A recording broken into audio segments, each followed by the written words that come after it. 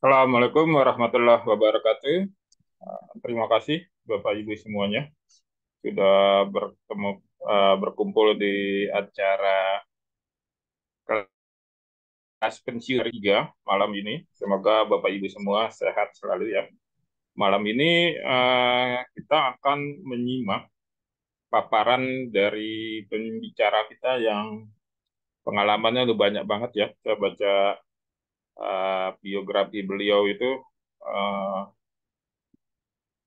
takjub ya seperti itu ya karena pengalamannya luar biasa lah itu ya, apalagi transisinya dari profesional pekerja yang masuk ke masa pensiun itu tidak menghentikan aktivitas dan keaktifan beliau gitu ya. Dan ini akan menjadi benang merah yang akan kita coba ulas malam ini di kelas pensiunan untuk kita bisa mendapatkan pelajaran yang berharga bagaimana nanti kita bisa melakukan aktivitas-aktivitas kita ketika masa pensiun itu tiba. Jadi masa pensiun itu ada pensiun normal, ada pensiun, ada yang sedang mempersiapkan masa pensiun ke pensiun normal. Kalau pensiun normal itu regulasinya itu di undang-undang yang baru itu di usia 56 tahun. Sementara kalau untuk untuk pensiun biasa atau pensiun dini maksudnya itu biasanya tergantung orangnya gitu, mau kapan dia pensiun. Nah ini kita akan coba nanti mengulas karena beliau ini pembicara masuknya di pensiun normal nih. Sebelum lebih detail saya akan ini dulu ya akan membacakan dulu sekilas uh, biografi. Nanti teman-teman bisa lihat di layar. Ini saya izin membacakan biografi beliau. Beliau namanya R. Joko Satrio. R ini Raden ya Pak Joko. Mic-nya belum dibuka Pak Joko. Ya, dapat Benar orang tua itu. Raden ya. Dari orang tua. Ya, Masya Allah ya Raden berarti aduh ini. Jadi Pak Joko, Raden Joko Satrio, ya seperti nama seorang satria ya, Raden Joko Satrio gitu ya. Nah, beliau lahir di Jakarta pada tahun 55 ya, 10 tahun setelah Indonesia diproklamasikan. Nah, ini beliau saat ini tinggal di Kabupaten Bogor. Dan ini kita bisa lihat pendidikan beliau, teman-teman bisa baca sendiri di layar dari tahun 61 sampai tahun 87. Sementara untuk uh, karir beliau ini ya ini saya lihat banyak sekali di luar negeri ya. Ini ada di mana? Di Tokyo, terus ada juga di ini ya, di mana? Di Singapura, di Amerika, dan ini luar biasa sekali. Dan terakhir beliau memang berkarir di PT Astra Grafia ya, sama dengan Pak Ian. Tapi di sini beliau lebih kepada proyek solution manager ya terakhir di 2010. Tapi kalau kita lihat di kuadran lainnya beliau itu di wirausaha gitu ya. Nah, ini beliau 90 nih kalau kita lihat ya. Dari 90 ini saya masih SMP ini Pak Joko. Beliau sudah wirausaha mendapatkan membuka badan usaha berbentuk CV dan menjadi distributor minuman Milkis dari Lotte Korea.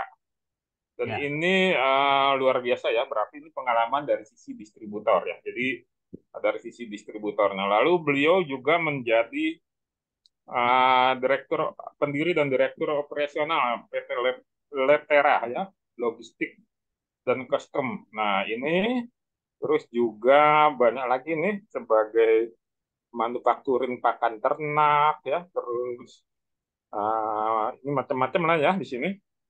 Sampai di tahun 2021 beliau founder Resto Sop Ayam Mbak Min ya.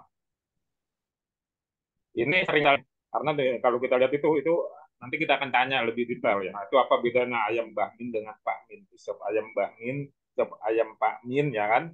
Itu itu uh, suka ini ya, suka kita lihat sama kayak ayam goreng Suharti sama ayam goreng Nyonya Suharti.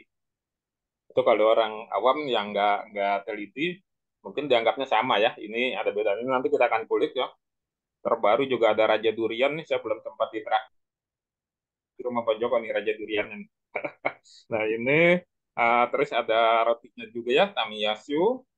Dan ini banyak lagi ya. Ada terus beliau juga punya laundry ya. Laundry ini laundrynya adalah laundry yang ini ya bu, yang skala ini skala industri ya atau bukan Iya. laundry ini ya rumah tangga gitu. Terus juga ada red apa namanya ini ya percetakan. Saya kalau ke Iya. percetakannya beliau sudah pernah saya lihat ya itu ada luar biasa sekali di situ. Nah ini apa namanya sekilas dari beliau profilnya belum terlalu detail saya sampaikan kepada Bapak Ibu semuanya. Nanti bisa kita sebentar saya kendalikan dulu yang uh, mic-nya kebuka. Nanti kita bisa akan tanya lebih detail kepada Pak Joko setelah Pak Joko nanti akan memberikan materinya malam ini. Nanti teman-teman bisa bertanya langsung kepada beliau, baik di kolom chat Zoom atau di mana di pertanyaan langsung. Oke, oleh karena itu waktu dan tempat saya persilakan ke Bapak Raden Joko Satrio, pembicara malam ini di kelas pensiunan untuk seri ketiga. Silakan Pak Joko. Selamat malam. Assalamualaikum warahmatullahi wabarakatuh.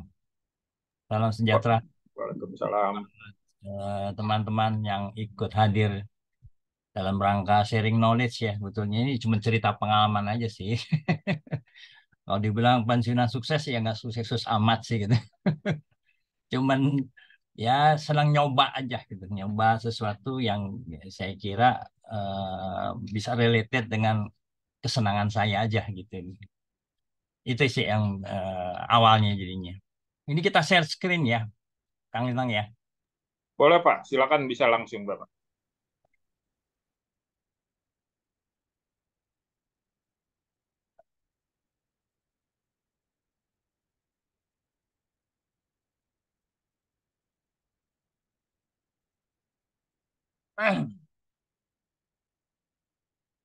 Oke, kelihatan gambarnya, Kang Lintang. Silakan, silakan Pak Joko bisa langsung. Gambar udah kelihatan ya. Kelihatan Pak, kelihatan. Oke, kita mulai aja cerita saya. Ya, mudah-mudahan ini bisa menjadi satu inspirasi buat teman-teman atau juga men-trigger bahwa eh, kita di dalam melakukan kegiatan itu ya tadi ada pasang dan surutnya. Nah, bagaimana pasang dan surutnya itu ya kita coba. Ya mungkin kita karena saya nggak cerita lebih yang lebih sebelumnya, lebih banyak kepada yang masa pensiunnya saya itu gitu. Jadi memang awalnya makanya saya berjudul pensiunan apakah jadi masalah buat kita itu yang jadi topik yang saya coba sampaikan kepada teman-teman yang ada di sini. Nah, perlu kita ketahui gitu bahwa apakah makna pensiun bagi teman-teman gitu. Nah, ini ada beberapa yang berasumsi macam-macam. Biasanya tuh mereka akan macam-macam lah pemikirannya. Jadi boleh aja nih nyatakan hal-hal yang timbul dalam pemikiran Anda. yang pada saat ini mau pensiun itu apa? Bisa ditulis saja nanti, baik itu nanti dikirim ke chatting atau apa silahkan supaya nanti jadi satu catatan apa yang saat itu dipikir setelah melihat apa yang saya ceritakan di sini. Ya, salah satunya itu adalah kalau orang pensiun merasa ya udah kita merdeka lah dan terbebas dari rutinitas gitu. Ada juga yang berpikir, wow, mengerikan, sesuatu yang wah jadi nanti saya gimana ya, bagaimana gitu.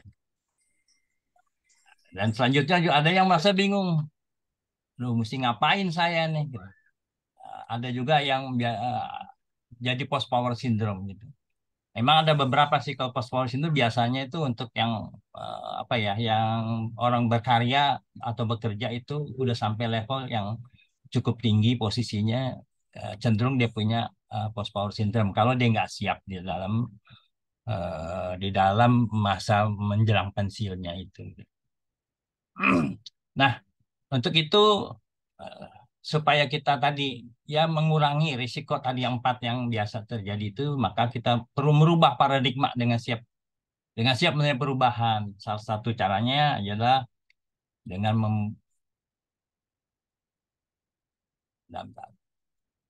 siapkan untuk berubah. Jadi kita harus menyiapkan diri kita untuk berubah.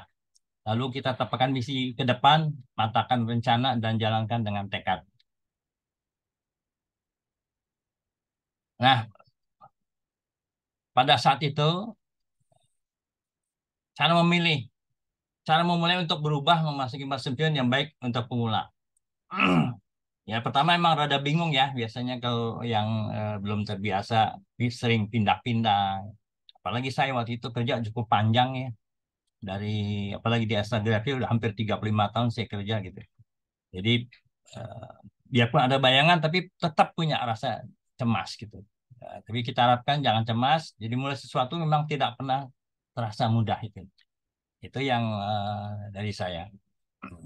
Selanjutnya kita harus kenali diri kita gitu.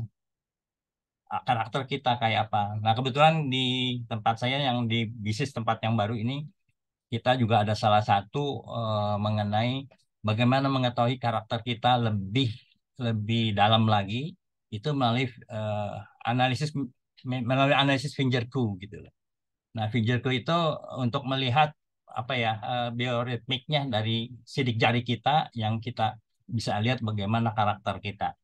Nah, kalau orang dulu bilang tuh kan itu udah garis suratan tangan. Nah, ini sidik jari sama seperti itu.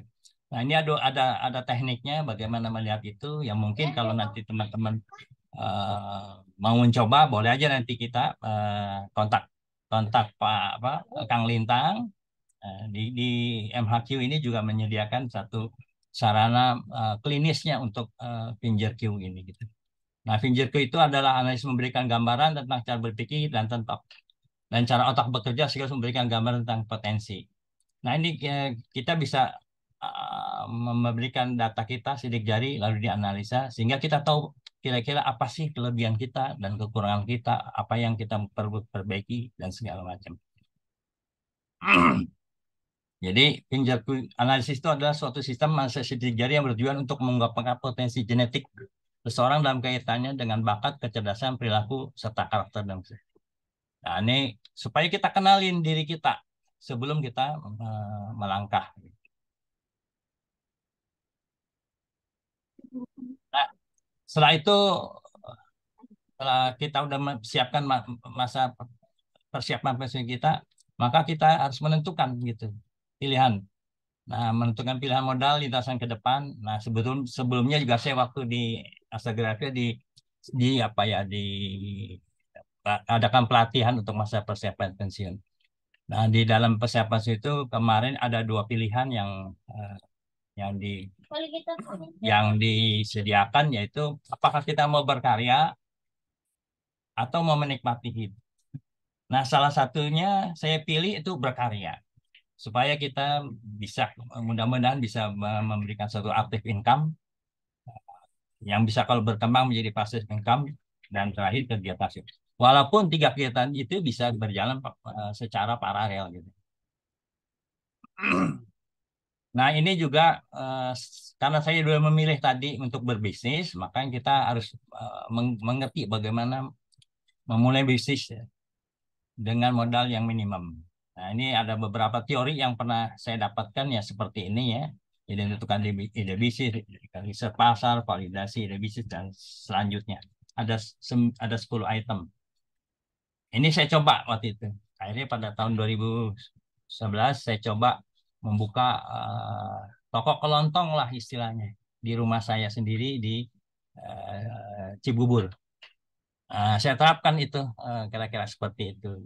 Ya, alhamdulillah itu berjalan sebagaimana mestinya. Ya, ini waktu itu saya dengan istri saya karena saya udah mulai di rumah kan karena pensiun, maka kita berdua melakukan ini yang paling mudah gitu buat saya gitu untuk bekerja sama dengan istri saya gitu. Jadi kita buka itu toko kelontong melalui sistem order call dan delivery. Kadang-kadang kita melakukan event atau di mall atau di event organizer gitu. Nah, cuman pada pengembangannya itu saya kembangkan adalah karena itu di dalam perumahan di satu klaster itu ada 200 kepala keluarga. Eh, saya lihat ada potensi untuk membuka toko kelontong. Tapi toko kelontong itu kan rutinitasnya kan belanja ya barang sehari-hari gitu. Nah, tapi saya lihat juga ada kemampuan di dalam satu kompleks perumahan itu bahwa mereka, terutama tetangga-tangga situ, rata muda ya, dan punya anak yang masih relatif antara TK sampai SMP atau paling tinggi SMA. Supaya bisa lebih besar lagi, maka saya mengembangkan portfolio dari dagangan saya. Nah, itu saya mulai bikin namanya apa bento, menu bento di sana. Terus saya tambah lagi dengan super bubble, air isi ulang, dan juga apa gulali itu ya. Dan juga saya jual es krim. Nah, karena ini daerah Cibubur waktu itu memang daerahnya sedang berkembang, saya juga lompat keluar juga, bukan hanya di dalam kompleks perumahan, saya juga jajakan ke beberapa restoran di sepanjang Jalan Cibubur, terutama untuk yang air isi ulang dan es cube-nya gitu loh. Nah, yang kalau yang minuman saya juga kembangkan itu di mall Citra Grand-nya gitu loh. Nah, Super Bubble juga sama. Itu yang mendasari saya waktu itu bisa juga kita melakukan bisnis itu dengan modal yang nggak besar, tapi kita bisa jalankan. Dan ini bagus. Selama 5 tahun saya berjalan. Cuman waktu 2016 saya punya ada satu risiko di mana istri saya tuh baru ketahuan ada penyakit jantung bocor, jadinya kondisinya makin melemah. Jadi akhirnya saya tutup restoran ini untuk balik lagi ke rumah. Ini apa lebih banyak membantu mereka.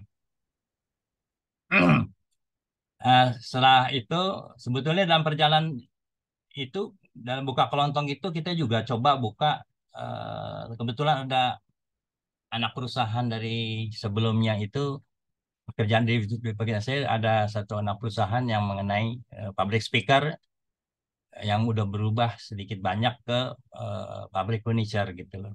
Lalu saya ditawarkan apakah mau mengambil itu. Nah, saya lihat hari saya belajar selama 6 bulan di sana bagaimana berbisnis dengan pabrik furniture. Akhirnya saya ambil alih di tahun 2012 dan kita lakukan proses bisnisnya dan lumayan kita kembangkan dengan berbagai macam portfolio bisnisnya, baik itu furniture jadi maupun custom maupun kepada proyek-proyek interior maupun apa proyek-proyek yang di beberapa seperti di hotel maupun di apa di apartemen segala macam. Nah, di 2011 juga saya juga ditawarkan gitu untuk mendevelop satu bisnis mengenai digital print di Kelapa Gading untuk membantu kebetulan ada teman yang mau berbisnis itu gitu.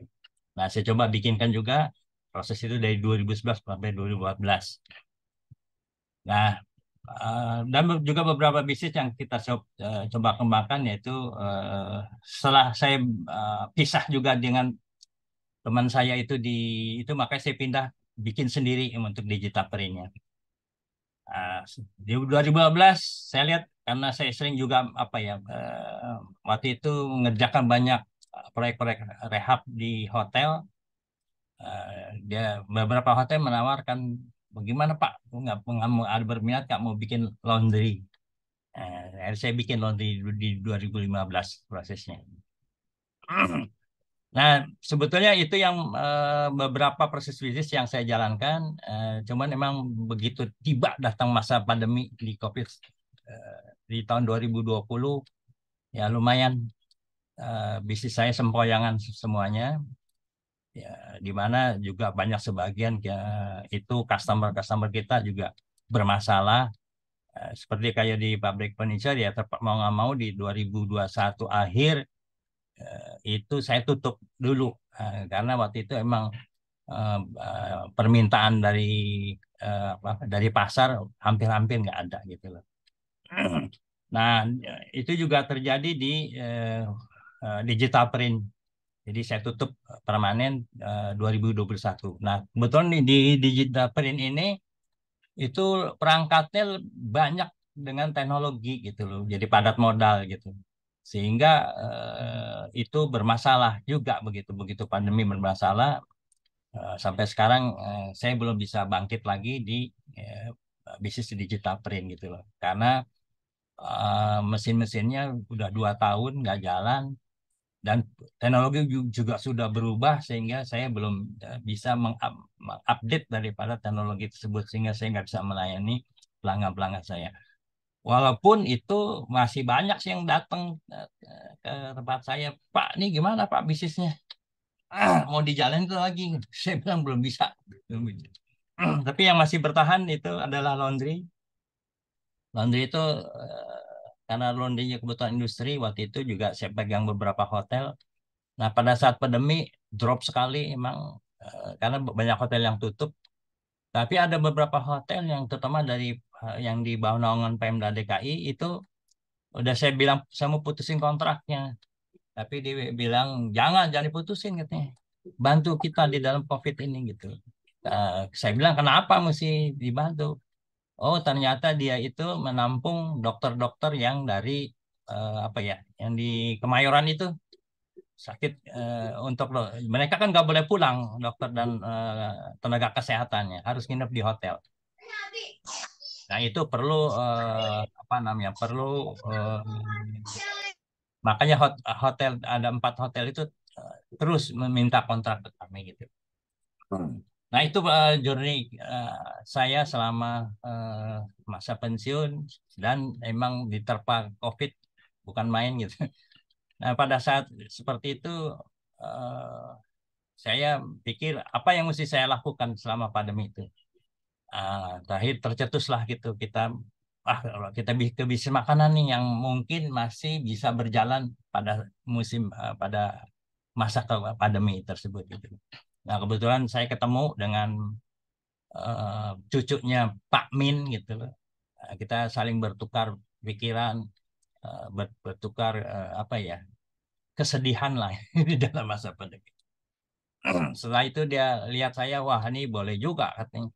Kenapa nih Bapak? Aduh, saya mesti bantu Bapak apa ya? Kalau saya bantu uang kan nggak mungkin Pak katanya. Akhirnya dia mengizinkan saya untuk memakai branding dia. Lalu dia menyediakan tenaga kerjanya dan kita siapkan semuanya, peralatan segala macam untuk kita melakukan apa bisnis restoran itu. Ya alhamdulillah gitu, selama pandemi di 2021 menjelang 2022 itu bisa survive lah gitu, bisa lumayan gitu. Gitu. Itu yang menyebabkan kenapa sih buka restoran gitu kan, karena gara-gara pandemi gitu. Nah, pada saat pandemi itu juga kan, karena ada sebetulnya ada 2 perusahaan atau ada 3 bisnis itu, ada yang dipegang oleh anak-anak saya. Tadinya saya mau melakukan satu regenerasi gitu. Ternyata emang pada saat pandemi itu bisnisnya turun dan berantakan. Itu mereka akhirnya nggak melanjutkan untuk memegang bisnis itu. Nah, masing-masing satu anak saya lagi itu akhirnya meminta bagaimana Pak kalau kita bikin bisnis roti gitu loh. Nah, dia mulai bikin, ya, kita coba juga membantu di dalam pengembangan manajemennya dia, sehingga alhamdulillah sekarang sudah berjalan juga seperti itu. Nah, karena juga saya juga harus paham gitu loh, biar bagaimanapun juga kita ada batasnya umur dan waktu. Makanya akhirnya saya sepakat waktu itu dengan Pak Iriansyah, ayo kita bikin bisnis yang kita menyiapkan untuk teman-teman yang lebih umurnya lebih muda lah, supaya kita bisa melakukan regenerasi lah gitu loh. Nah, makanya saya bikin juga Mahkota Hanania Quadra atau MAQ yang bisnisnya tuh dari apa kekuatannya Pak Iriansyah mengenai training, coaching dan consulting. Saya lebih banyak ke praktisi bisnis yaitu mengenai uh, produk-produk dan project-project gitu loh. Nah, pada saat itu juga ketemu juga ada teman juga sudah berbisnis durian. Lalu dia melihat, aduh, nih Pak, saya berantakan nih manajemennya. Nah, dia minta disupport manajemen. Maka sekarang saya sedikit banyak untuk manajemennya saya udah lakukan take over sehingga kita resmikan itu menjadi Raja Durian 99. Nah, sampai sekarang udah mulai berjalan, ya cukup lumayan. Tapi emang cukup rumit juga. Saya juga baru tahu bahwa bisnis durian itu ada sesuatu spesifikasi khusus seperti itu. Nah, itu journey saya yang di dalam bisnis saya selama masa pensiun. Ya ini, jadi yang sekarang makanya karena relatif umur saya juga udah mulai dan menjelang hampir masuk kepala tujuh, jadi terpaksa, bukan terpaksa, saya harus menyiapkan bagaimana nanti untuk melanjutkan itu.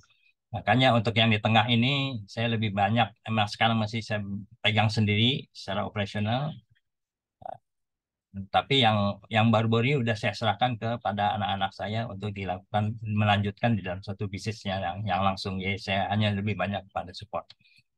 Nah, untuk supaya bisa berlanjut, makanya saya juga bikin PT Mahkota Anania Koda ini yang pada dasarnya perusahaan ini adalah membangun partnering gitu. Makanya tagline-nya dari Pak Ria saya bilang udah kita bikin Harmonia in Partnering gitu. Nah, ini yang jadi nanti sekarang udah dikombin di bawah manajemen MAQ untuk yang bisnis yang di tengah ini gitu loh. Itu yang jadi perjalanan bisnis saya. Nah, jadi kira-kira, nah banyak sih betulnya peluang-peluang bisnis yang kita coba, ada beberapa yang kita coba kembangkan dengan di depan MRT. Makanya siapa yang mau memulai dan mau berkolaborasi boleh juga gitu berdiskusi dengan kita kalau emang kita bisa membantu, bisa melakukan satu kerjasama yang baik. Mudah-mudahan itu akan bisa berjalan. Jadi yang harus diperkuat itu adalah bulakan tekad dan siap untuk berubah. Nah, ini saya ambil kutipan aja nih dari Steve Jobs gitu ya. Jadi kita memang harus melakukan satu pekerjaan yang sebagian hidup memang kita sudah jalankan. Jadi juga jangan ragu bahwa kalau ada sesuatu yang belum bisa, ya coba kita terus bergerak untuk mencari sampai kita merasa itu sesuatu emang yang menyenangkan buat kita. Jadi nggak perlu ada sesuatu yang kurang, nggak perlu takut juga kita coba lagi gitu. Ya, atau juga kita di dalam berbisnis itu jangan juga merasa hebat sendiri gitu loh. Saya lebih senang emang bekerja secara tim, jadi karena makanya saya ngundang beberapa teman, ayo kita bekerja sama, berkolaborasi. Nah, bagi teman-teman yang juga ada di sini, boleh juga tuh buat resolusinya, tulis. Nah, boleh nanti taruh di mana?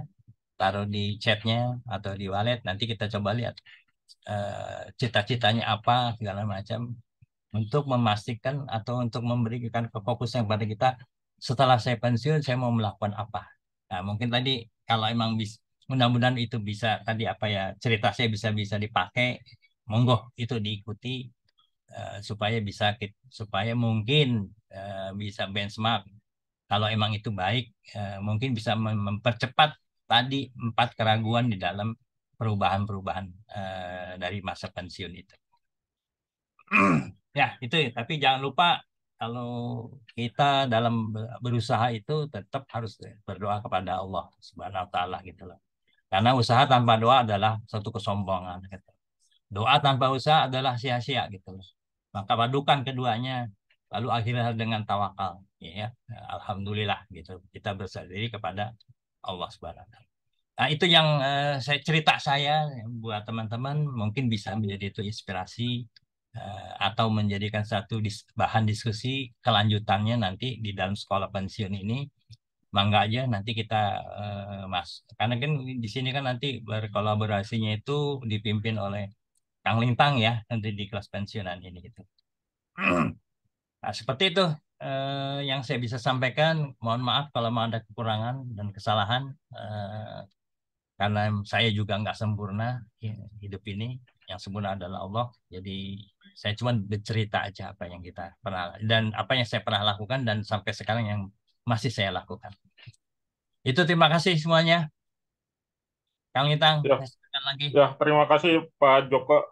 Boleh di ini lagi Pak, slide yang tadi Pak, yang bagian tadi tuh, yang jurnalnya itu, yang Excelnya itu, coba Pak dikasih Boleh. lihat lagi, satu Ya, lagi, yang yang ini. Oke, teman-teman, nah, tadi Pak, yang tadi, yang ini, sebelum ini Pak, nah Excel, yang ini, Excel ya. ya, Ya, ya, yang ini. Jadi saya kenal Pak Joko di ini juga ya pada masa COVID juga. Nah ini ada satu yang menggelitik yang pernah Pak Joko sampaikan kepada saya dan mungkin Pak Joko mungkin sudah lupa ya. Nah ini beliau pernah menyampaikan kepada saya itu waktu saya diskusi sama beliau di daerah Tebet. Nah beliau menyampaikan bahwa yang penting itu ada aliran gitu. Jadi bisnis kita itu yang penting ada aliran. Nah, alirannya itu bisa apakah alirannya untung ataukah alirannya rugi gitu. Yang penting ada aliran gitu ya. Jadi ada sirkulasinya gitu. Jadi nggak diam dia.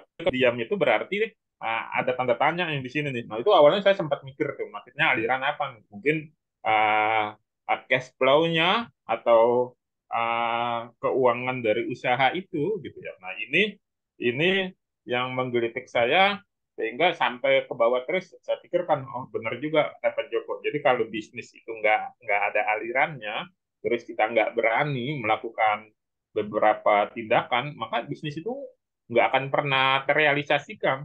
Nah, dari tampilan di layar ini baru tadi saya ngeh nih, oh ternyata seperti ini nih.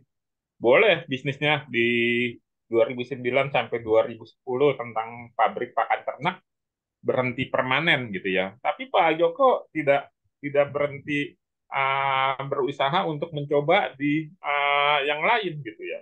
Sehingga di sini terbaca sekali petanya gitu ya 2009 sampai ke 2023 itu tahun gitu ya. Dan ini menciptakan otot-otot bisnis Pak Joko ini atau otot-otot bisnisnya Pak Joko ini menjadi kuat gitu ya, menjadi elastis terhadap benturan-benturan gitu.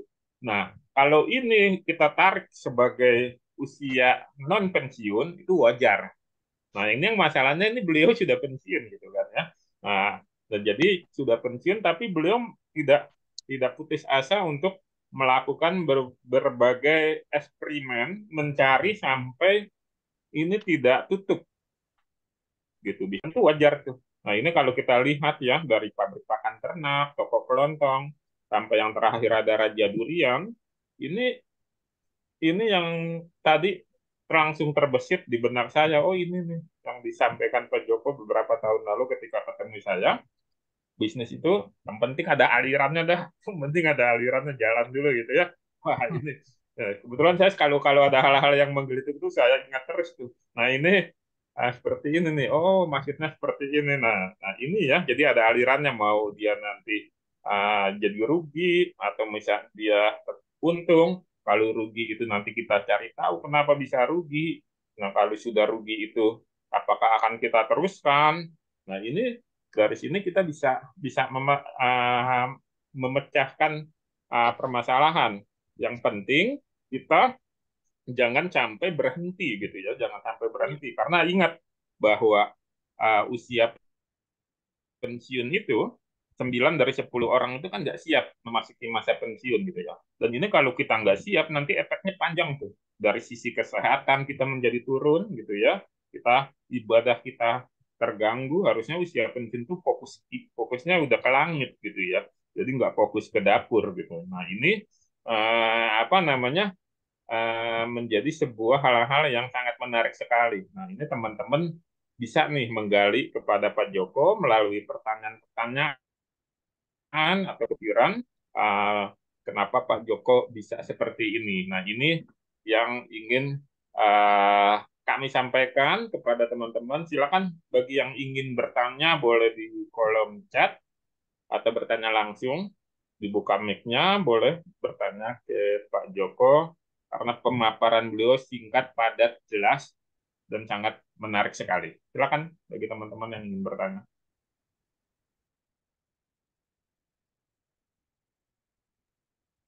Mbak Tep mau bertanya?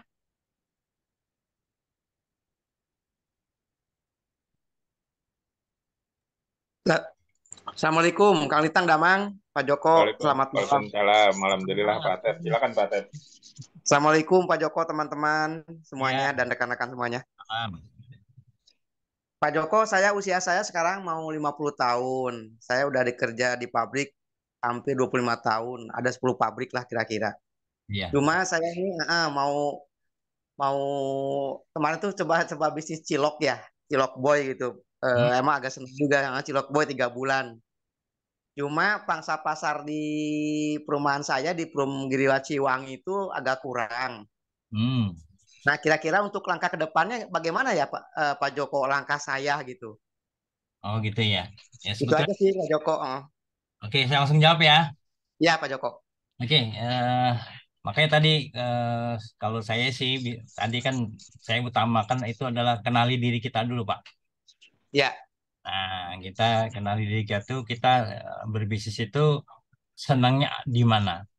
Ada yang bersifat trading, ada yang bisa kita mesti produksi baru kita jual, ya, ya, ada yang tadi yang bersifat biasa-biasa saja membuat satu produk atau tadi yang produk yang bersifat ada teknologinya atau juga ya, tadi seperti saya dengan Pak Ian juga kita coba berbisnis untuk di masa consulting yang kita jual dan knowledge kita dengan skill kita gitu.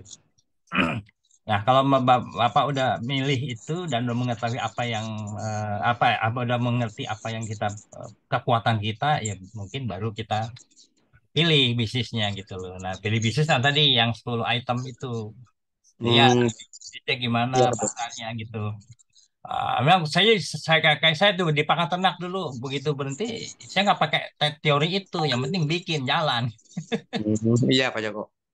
Akhirnya tumbang juga gitu karena tadi eh, visinya kan kita nggak buat, Pak. Oh iya betul. Mau diapain bisnis ini, kita mau ngapain gitu ya, yang penting jualan aja deh gitu, ya bisa aja gitu jualan jual. Cuman tadi biasanya terus karena kita nggak Suara punya Pak Joko. Halo Pak Joko.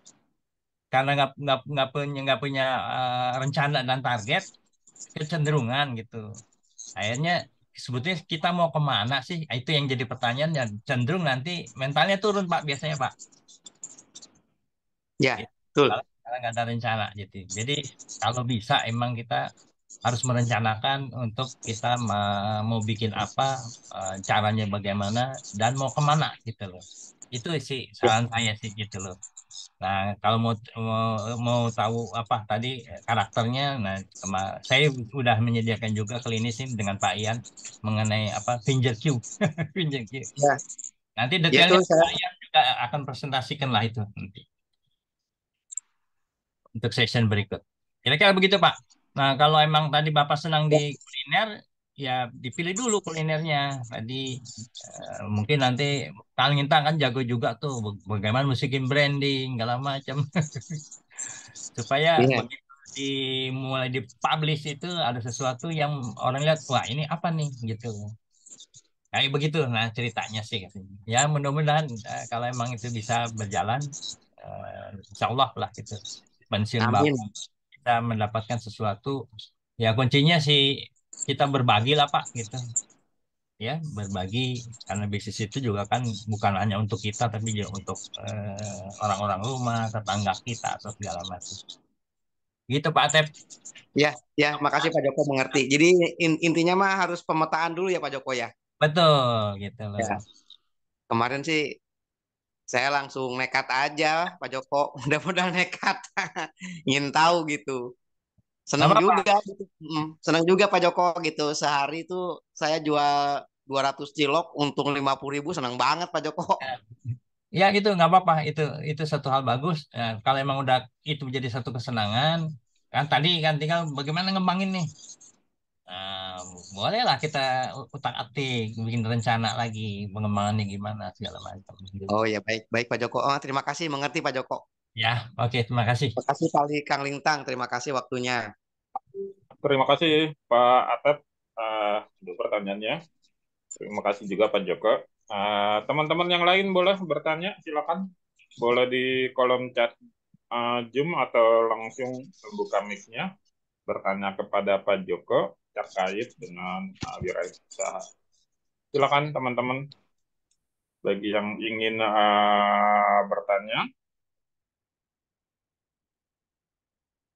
Pak Joko bisa di share lagi ya apa namanya ininya apa presentasinya Pak. Jadi biar teman-teman nanti masih bisa melihat yang tadi Pak. Nah ini, nah ini kalau kita lihat di mana di eh, timeline perjalanannya ini yang eksis sebelum dan setelah pandemi ini ya Pak Laundry ya Pak Joko ya. Laundry yang tetap ada gitu. Berarti pasarnya ini memang memang bagus ya Pak Joko ya untuk laundry ini ya. Karena kebetulan saya di sebelum COVID itu punya relasi yang memberikan ke saya itu proyek laundry di Kejaksaan Agung. Tapi untuk laundry klinik Kejaksaan Agung. Saya dikontrak 2 tahun di sana.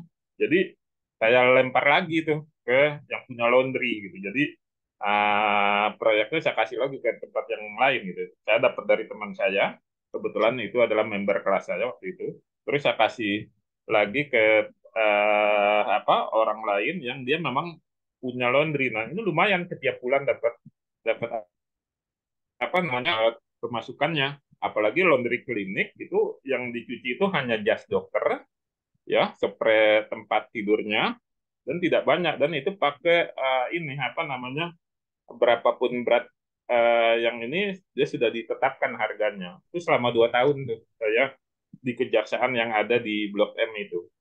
Nah ini menarik. Nah cuman setelah itu saya apa namanya tidak diperpanjang lagi karena mencari baru dari pihak kejaksaan. Nah ini ada pertanyaan dari Assalamualaikum, di kolom Assalamualaikum Zoom. Kang Lintang.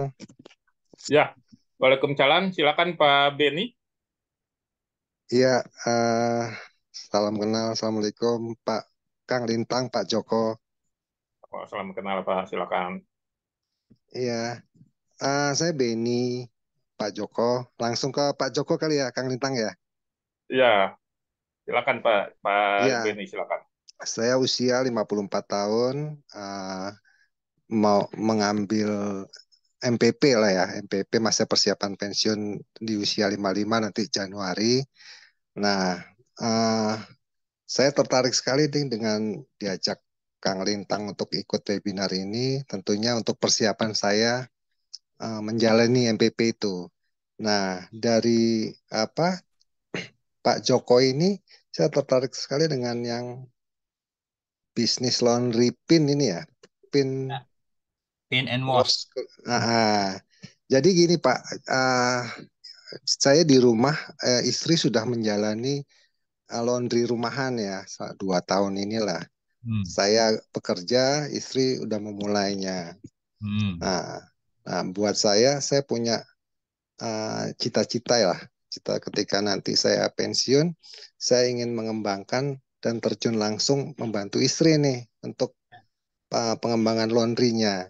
Hmm. Mungkin bisa dikasih masukan juga, Pak.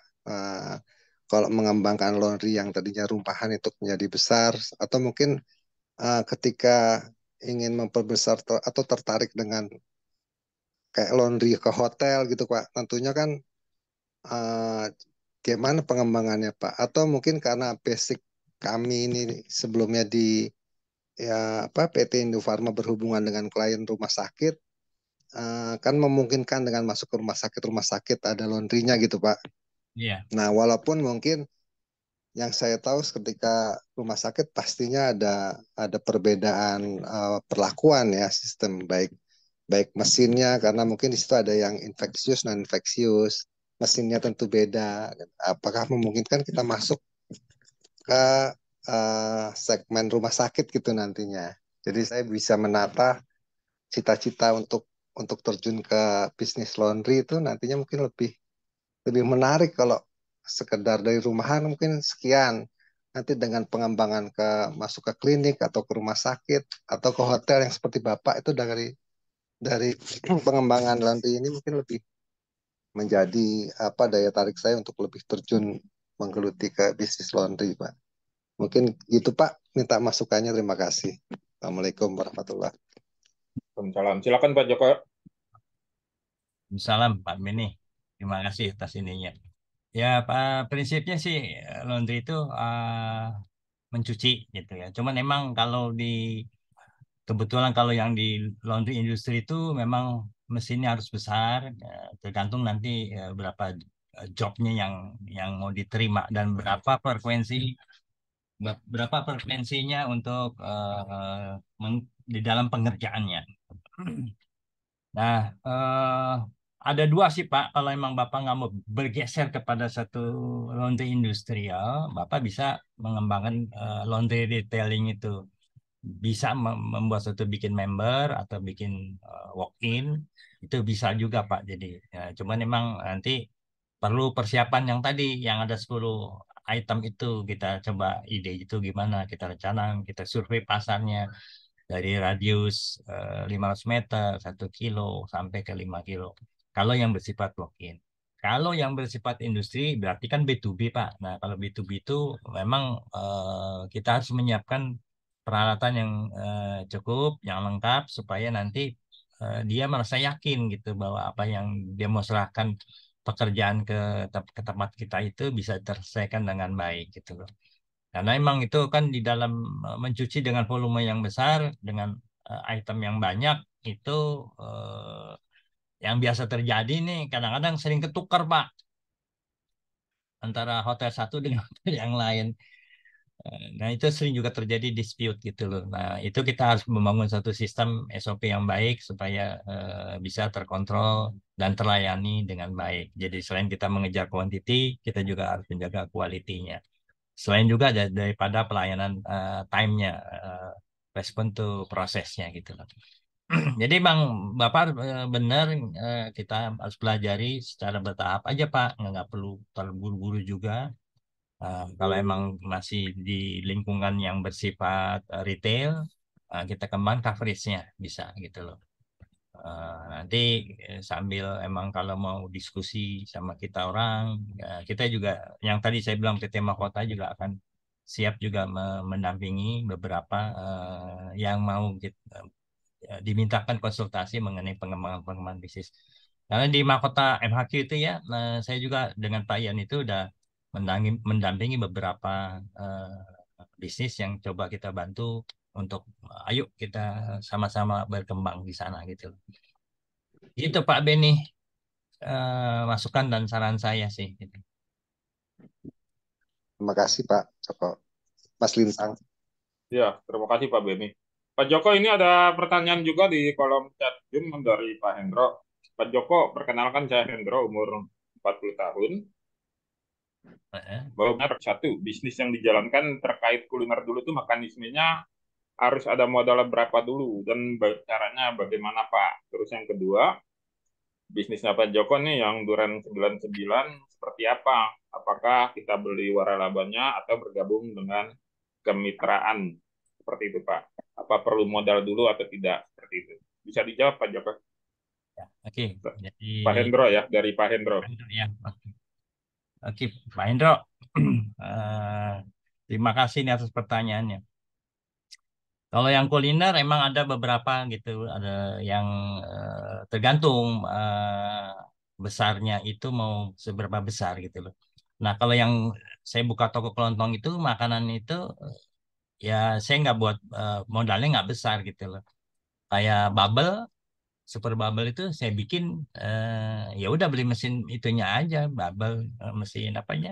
Ya paling sekitar 5 juta waktu itu udah kita jalanin gitu loh.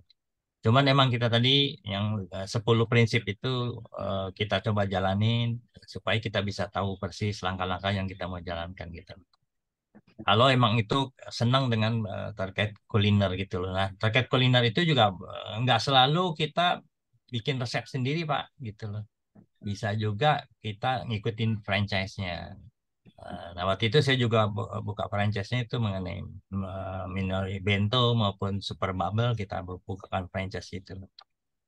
Cuman sekarang saya berhenti semuanya karena kemarin sebetulnya pada sisa tahun terakhir itu istri saya yang jalanin gitu tapi dia sakit jadi nggak ada yang bisa teruskan. Nah untuk yang nomor dua bisnis durian ini emang kita lagi coba kembangkan jadi kita nanti kita sebut Master Durian 99 Raja Durian 99 ini kita lagi coba kembangkan sebagai master dulu. Kita lagi coba di 3 outlet, yaitu outlet Condet dan outlet di Bekasi, satu lagi di Cipondok gitu. Nah, itu kita coba nanti karena franchise itu kan kita harus bangun SOP segala macam, branding juga harus kuat. Dan bangun sistemnya juga harus kita siapkan gitu loh. Dan sementara ini ada beberapa karena ada yang mau trading trading ya biasanya mereka cuma ngambil aja kita anggap sih dia sebagai reseller atau grosir gitu. Ngambil khusus cuman ada batas minimumnya biasanya. Misalkan minimum 5 kuintal satu kali pengambilan gitu loh. Itu jadi emang franchise saya belum bikin gitu loh. Eh, Nah, kalau kalau nanti udah jadi franchise-nya yang di kuliner ini saya akan coba juga sampaikan ke nanti. Kalau emang diterus di apa ya di pensiunan ini, Kang Lintang ya. Kita nggak Ya, jeda lagi berkumpulnya gitu loh. Mungkin nanti ini salah satu nanti yang juga kita berkolaborasi bagaimana kita melakukan hal-hal itu supaya jadi tadi. ya, Eh, Terutama yang baru mulai pensiun mungkin kalau pakai sistem franchise itu akan jauh jauh lebih enak gitu loh. ya, Jadi secara bertahap nggak dari nol gitu. Tapi kalau mau dari nol ya boleh juga tadi. Nggak ya. apa-apa gitu. Kalau yang penting tadi kita siap untuk melakukan perubahan-perubahan gitu paradigma kita gitu. Gitu Nah, itu Pak. Pak Joko boleh boleh ditampilkan yang tadi tuh, yang 10 prinsipnya itu ada nggak di slide-nya Pak Joko? Ada. Boleh ditampilkan kembali Pak, Ya, bentar. 10 prinsipnya biar teman-teman bisa lihat. Nah, ini. Oke, mana? Ini ya, ada 10 ini ya Pak ya. Ah, ah. Nah, ini teman-teman bisa lihat ya, apa namanya, 10 prinsip bisnis dari nol. No, ya. Nah, minimal lah ya, Yang minimum modal yang minimum ya. ya.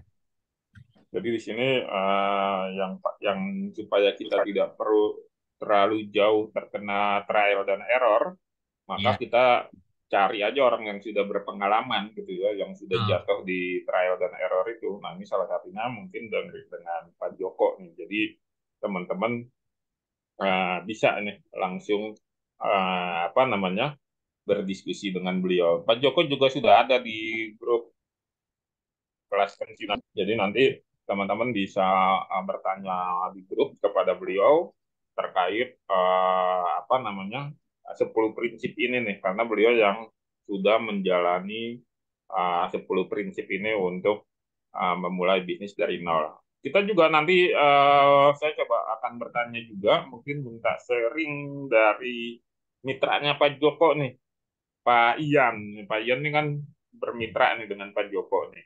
Ini Ya, mungkin nanti apa namanya berbagi. Pak Ian, terdengar suara saya, Pak Ian bisa disampaikan, Pak Ian? Ya, terdengar Pak Lintang. Oh ya, silakan Pak Ian. Ya, selamat malam Pak Lintang, Pak Joko. Assalamualaikum warahmatullahi wabarakatuh. Waalaikumsalam. Nah, boleh saya tahu nih, yang muncul siapa aja nih Pak Lintang? Untuk memastikan teman-teman ada di dalam ruangan ini. Soalnya kalau Zoom ini kan nggak ketahuan ya, apakah lagi aktif atau enggak. Teman-teman bisa chat barangkali. Halo, teman-teman bisa dibantu masih di dalam chat ini atau tidak? Bisa dibantu. Oh, oke, terima kasih Pak Abi, Pak Robert. Yang lainnya barangkali Pak Hendro, Pak Atep ya, terima kasih. Pak Singgi, Pak Eko, Mbak Beni. Oke, terima kasih. Oke, Pak Usadia ya. Jadi Pak Didin, terima kasih Pak Didin. Oke, jadi yang saya belajar dari Pak Joko, jadi Bapak Ibu semuanya, mau di umur berapapun ya, sebagai mitranya Pak Joko itu kita mendapatkan dua sisi yang secara garis besar itu saya akan menamakan beliau itu dua sisi. Yang pertama adalah semangat itu yang nggak pernah padam ya. Kalau teman-teman lihat itu kan tadi bisnisnya luar biasa ya. Mulai dari tahun berapa itu 2009. Bahkan dari tahun 90-an kali ya Pak Joko ya. Ya, Kemudian yang kedua The Mystery of Life. Jadi apapun yang kita usahakan ya seperti itulah gelombang hidup ya. Nah, jadi saya belajar dari Pak Joko, semangatnya itu nggak pernah padam. Dan kemudian demi Mystery of Love kayak tadi, begitu tokonya sudah mulai maju, istri beliau sakit. Dan beliau sekarang hidup sendiri ya, bersama anak-anak aja, bersama cucu-cucu. Karena istri beliau sudah lebih dahulu meninggalkan beliau. Kemudian begitu mau nanjak lagi, kena COVID. Dan yang terakhir tahun 2000, ketika 2022 sudah mulai redup, kemudian waktu itu minta saya mengcoach beliau. Mungkin ini ditutup dulu kali ya, slide-nya Pak Joko ya, biar saya bisa lihat teman-teman nih. oke, tutup Ya, ya. terima kasih Pak Joko. Nah, jadi pada tahun 2022 saya mengcoach beliau. Saya kaget karena di umur 60-an sekian masih tetap bergairah juga untuk bangkit lagi. Jadi tahun 2023 akhirnya memutuskan untuk memulai lagi dari awal lagi. Luar biasa. Saya pikir ini nggak ada matinya nih Pak Lintang nih, beliau nih. Ya, jadi kita bisa belajar banyak. Cuman hari ini kita lebih banyak bermitra bisnisnya. Alhamdulillah sudah ada beberapa klien kita yang sudah bermitra dengan kami. Jadi prinsip dasar kemitraan kami adalah begini. Kalau setelah jadi klien, maka kita convert menjadi mitra. Kira-kira begitu sih jalannya. Jadi eh, semangatnya itu sudah apa namanya sudah teruji. Yang kedua dari sisi the mystery of life-nya juga sudah teruji ya. Berapa kali pernah sudah naik ke atas kena eh, badai, kemudian rontok lagi, bangun lagi dan seterusnya. Buat catatan teman-teman itu, Master Durian itu sebenarnya bukan bisnis yang kecil ya, Bapak Ibu ya. Menaruh durian itu di tempat beliau itu, baik yang di Cipondo ya Pak Joko ya, maupun yang di Condet itu, angkanya cukup besar ya cash flow-nya ya. Mengambil buah durian dari kebun itu, hitungan saya itu bisa ratusan juta, itu hampir 1 M itu beliau cash flow-nya itu di situ. Yang terputar ya. Untuk Ya, Mbah Min itu putarannya itu sekitar 100 kayaknya tuh kemungkinan. ya. Tapi jangan berkecil hati buat teman-teman yang memang angkanya masih sangat kecil sekali. Yang penting itu Pak Joko itu nggak dari apa namanya nggak langsung besar seperti itu ya. Angkanya tetap dari awal dari nol. Kemudian bisa naik dan naik dan kemudian tahun 2002 dan 2023 ini sudah mulai menunjukkan tanda-tanda hidup lagi. Furniturnya sudah berjalan dan seterusnya. Yang penting adalah keberanian untuk memulai aja sih. Nah, tadi Pak Joko bilang, monggo silakan kalau mau kolaborasi, silakan.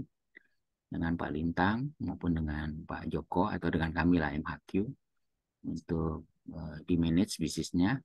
Karena setelah jadi klien tuh biasanya kita convert tuh menjadi mitra bisnisnya kita. Sepertinya contohnya misalnya kayak kemarin ya kontraktor, dia umur 27 tahun, udah jadi presidir kontraktor. Dia minta bisnisnya ditumbuhkan. Dalam waktu 4 bulan kita convert alam pikirannya dia, mindsetnya dia. Dan hari ini dia sudah paham cara berbisnisnya. Goalnya adalah bagaimana mempensiunkan mereka secara cepat. Ya, 40 tahun kita minta mereka pensiun dari bisnis kontraktornya dia. Dengan cara apa? Ya kita cepatkan pertumbuhan bisnisnya, tapi sustain dan kemudian uh, mereka bisa menikmati Implementasikan. hasilnya. Ya gitu ya Pak Joko ya. Ya, gitu. Dan akhirnya kita direkrut untuk menjadi mitranya beliau. Ada lagi di tempat lain juga begitu sama ya. Jadi habis dari klien kemudian dikonvert menjadi kemitraan. Ya cara itu yang bisa kita lakukan di umur-umur seperti ini. Dan Pak Joko itu saya belajar banyak dari beliau. Sangat-sangat gigih sekali ya untuk masuk ke pasar dengan cepat ya. Buat teman-teman semuanya yang disebut dengan laundry tadi, laundry itu bukan laundry kiloan, jadi memang laundry hotel ya. Jadi ketika orang sudah putus asa dengan laundrynya, Pak Joko justru dipanggil oleh Pemda DKI untuk bantuin para dokter yang kehabisan mesin cuci itu di flat Kemayoran waktu itu ya. Ya, betul. Nah, mereka tidak boleh pulang ke rumahnya, mereka harus nginap di salah satu hotel di Jakarta, di daerah Cempaka Putih, dan disitulah ada problem, yaitu bagaimana mencuci pakaiannya mereka, terutama pakaian untuk melayani pasien. Dan disitulah Pak Joko dipanggil oleh pemerintah DKI untuk bantu solusi ke mereka. Nah, kayak gitu contoh-contohnya ya. Ya monggo silakan. Buat saya sih Pak Joko bukan teori, Pak Joko itu praktek ya. Dan monggo silakan kalau memang mau diskusi lanjutan silakan dengan Pak Lintang atau dengan kami. Saya kira itu saja. Jadi sekali lagi ringkasnya Pak Joko ini contoh yang tidak ada matinya dan uh, the mystery of life. Jadi teman-teman jangan khawatir kalau kejadian sesuatu terjadi dengan badai atau segala macam, tetap aja jalan aja lagi dan muncul lagi di permukaan. Saya kira itu sih Pak Lintang tambahannya. Ya, terima kasih Pak Ian untuk ya.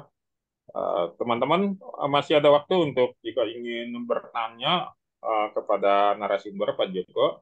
Juga kami minta kesediaan dari teman-teman untuk bisa mengisi testimoni di Google Business kami yang ada linknya sudah saya share di chat Zoom karena testimoni dari teman-teman ini sebagai variabel yang nanti kita ukur untuk perkembangan program ini ya. Jadi nanti teman-teman mohon bantuannya untuk bisa mengisi testimoni di link yang ada di sini. Pekan depan juga nanti kita akan mengundang pembicara-pembicara lainnya yang sangat bagus untuk nanti teman-teman bisa mendapatkan banyak knowledge. Pekan depan itu nanti dari industri herbal. Jadi nanti teman-teman akan apa namanya mendapatkan informasi-informasi kalau memang ada niat atau ada apa namanya ada keinginan untuk bisnis di industri herbal seperti itu. Nah untuk ini kita di sini Pak Joko ini goalnya itu objektifnya dari sales ya itu uang, tapi bisnisnya itu bisa yang lain-lain ya. Makanya tadi saya selalu melihat terus tuh ininya, apa namanya perjalanan atau journey-nya gitu. Ini teman-teman nanti alangkah baiknya bisa dibuat juga seperti itu gitu ya. Apalagi kalau masih belum pensiun. Apa yang juga benar bahwa pensiun itu tidak identik dengan tua ya, tapi dewasa. Jadi kita harus merubah semuanya mindsetnya ya. Kalau perlu nanti kita bikin kaos gitu ya, pensiun bukan tua, gitu. Pensiun itu dewasa, gitu ya. Nanti kita pakai kaos itu. Nanti kita Iya. bikin kaos ya, pensiun itu bukan tua karena itu apa namanya kayaknya sudah game over lah kalau dulu-dulu kalau sudah pensiun tuh game over. Jadi saya itu apa kalau lihat teman-teman di kan mau masuk pensiun itu wajah-wajahnya itu kayak gimana gitu ya. Nah, karena ini belum ada persiapan dan teman-teman harus ingat juga ya pesangon yang diterima oleh teman-teman itu adalah uang, dan uang itu sifatnya seperti benda cair, cepat habis, ya.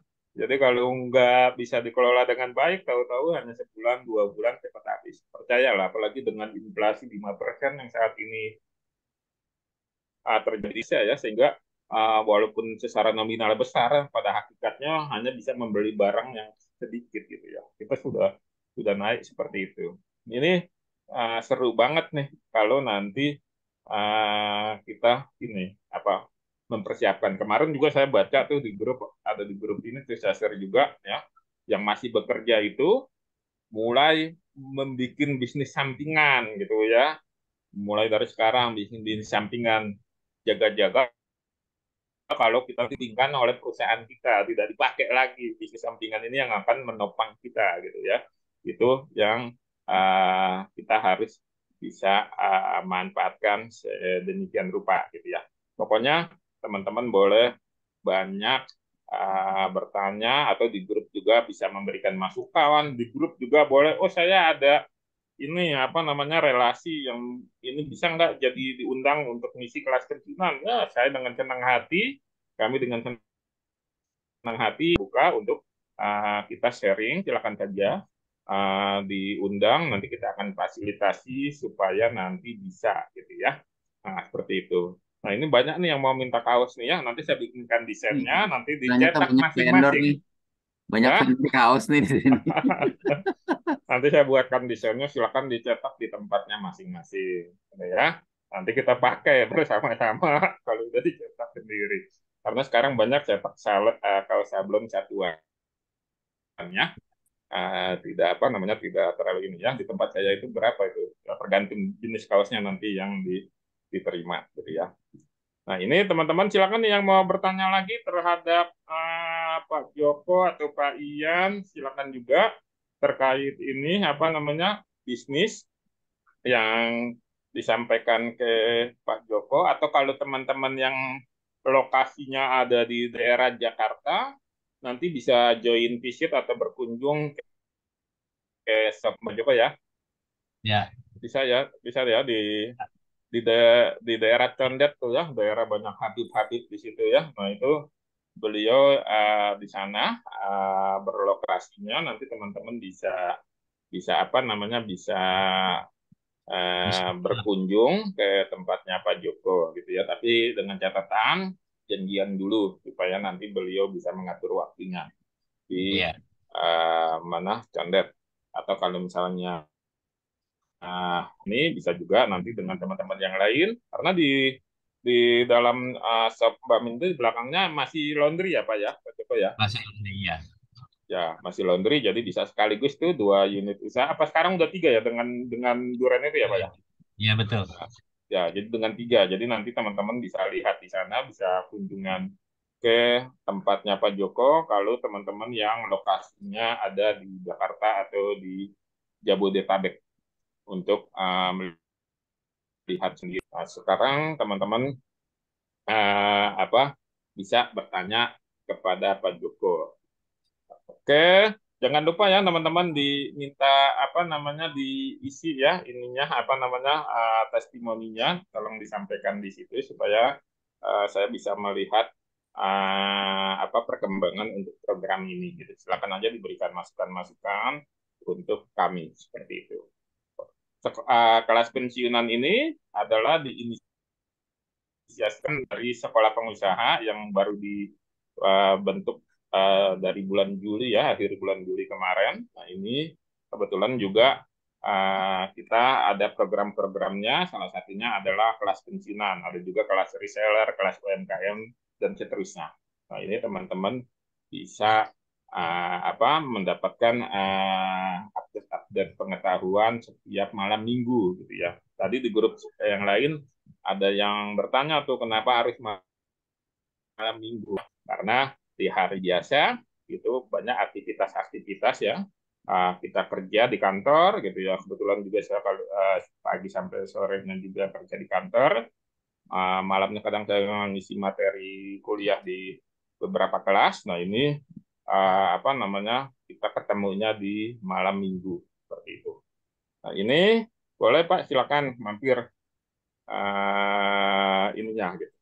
Izin memberikan masukan, kita bikin offline. Alhamdulillah untuk offline kelas pensiunan yang dengan sekolah pengusaha kita sinergi, insya Allah akan bersinergi dengan TDA Bekasi gitu ya. Jadi kita nanti ada tempat di Grand Wisata di mana nanti kalau offline nanti kita bisa di sana ya, karena salah satu mentor dari sekolah pengusaha Bu Susana yang di sesi kedua kemarin mengisi kita, nah itu beliau adalah pengurus TDA ya, kalau contohnya tangan di atas gitu ya. Jadi tangan di atas ini ada yang di cabang Bekasi, di sana ada tempatnya di Grand Wisata. Nanti akan saya informasikan lebih detail. Di sana kita bisa ngisi pelatihan offline. Kenapa di Grand Wisata? Karena letaknya strategis, adil ya, yang dari mana-mana gitu. Karena di Grand Wisata itu begitu keluar dari itu langsung masuk gerbang tol tuh. Jadi gampang tuh. Saya kalau mau pulang ke Bandung atau ya dari kota atau yang dari ini bisa bertemu di titiknya di Grand Wisata. Ini insya Allah ke depannya Pak Singgi kita bisa melakukan offline pelatihan-pelatihan di sana, sedang dijajaki juga oleh khusus sana gitu ya. Kebetulan di sekolah pengusaha ini ada 8 mentor, ada 8 mentor. Nanti teman-teman bisa lihat di sekolah pengusaha yang latar belakangnya beragam. Dari 8 mentor ini juga ada mentor-mentor tamu yang nanti memberikan dedikasi atau memberikan skillnya, pengetahuannya berbagi kepada teman-teman yang sedang masuk masa pensiun atau sedang mempersiapkan masa pensiun. Jadi teman-teman tidak perlu khawatir, nanti kita akan berbagi terus di sini seperti itu. Karena bisnis itu penuh dengan keberkahan ya. Jadi jangan sampai kita terjebak sama pinjol gitu ya. Zaman online gitu ya. Jadi khawatirnya kita gelap mata gitu, tiba-tiba kita klik pinjol, apalagi aplikasi-aplikasi pinjol ini sangat gampang sekali di approve-nya, tapi ini menyebabkan kita Kelinci lu terjebak dong. gitu, seperti itu ya. Jadi seperti itu teman-teman. Ada lagi yang mau ditanyakan Pak Ardijal atau yang lain, silakan kalau mau bertanya ke Pak Joko, masih ada waktu untuk pertanyaan, silakan.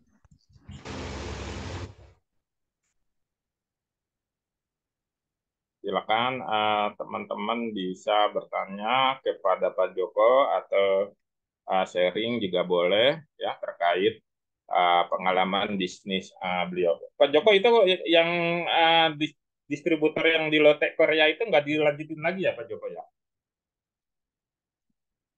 Mic-nya Ya. belum kebuka Pak. Distribusi apa? Yang distributor minuman dari Lotte Korea Pak? Oh iya, udah tak jual lisennya. Gitu ya. Sekarang di Mayora yang udah pegang di sana. Mayora ya, gitu. Ya, Mayora. Ya. Ya itu berarti pengalaman Bapak juga sudah masuk ke Lotte yang di Korea ya Pak ya? Koreanya Ya, Korea Selatan Pak, Korea Utara Pak? Korea Selatan lah. Di Korea Utara nggak ada ya? Nggak ada itu koneksi bisnis. Ya, kalau begitu. Ya teman-teman, silakan kalau mau bertanya boleh ke Pak Joko sebelum nanti kita akhiri, karena kita memang untuk kelas pensiunan itu disetting 19.45 sampai dengan jam 21, toleransi 15 menit atau 21.15 gitu ya. Nah ini kita ada 2 menit lagi menuju ke jam 21. Kalau ada yang ingin ditanyakan boleh ditanyakan ke Pak Joko sebelum kita akan dengarkan penutup atau closing statement-nya dari Pak Joko. Seperti itu, silakan teman-teman untuk bertanya ininya ya, silakan. Atau bisa langsung Pak Joko untuk memberikan penutupnya terkait materi yang Bapak sampaikan tadi. Silakan Pak. Oke, terima kasih teman-teman selama mengikuti apa yang saya sampaikan sharing mas ini. ini cuma cerita buat kita, mungkin bisa jadikan satu ya apa ya men-trigger kita lah untuk melihat itu. Bahwa pensiun itu sesuatu emang selalu bisa terjadi gitu.